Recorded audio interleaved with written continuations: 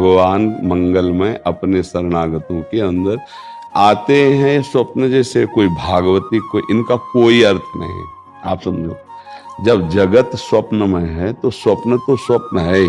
ये जगत भी भगवत स्वरूप है, पर इसका देखो भगवान शिव क्या कह रहे हैं, उमा कहूं मैं अनुभव अपना, सत हरि भजन जगत सब सपना।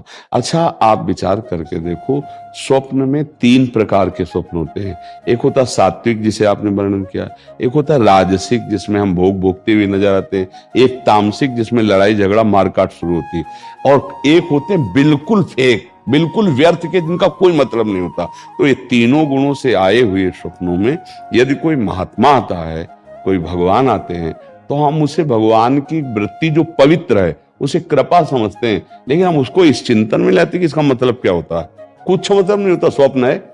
एक दिन राजा जनक जी ने स्वप्न में देखा कि मेरा राज्य छिन गया और मैं भिखारी बन गया और बहुत भूखा हूं।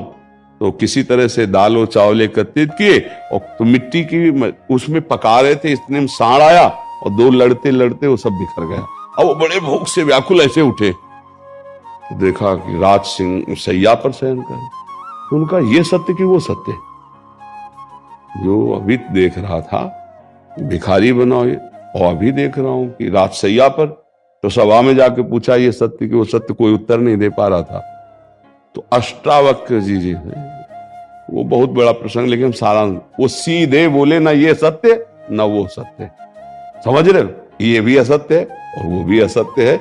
इसलिए नाम जप करो, इनका कोई मतलब नहीं है। संत महात्मा भगवान आवे दर्शन दे, ये हमारे सात्विक भावों का फल है जो हम गिरिराज जी में रह रहे हैं, जो हम भगवान की आराधना कर रहे हैं। तो इससे सब आएंगे, इसका कोई पॉजिटिव या निगेटिव कोई इसका अर्थ नहीं।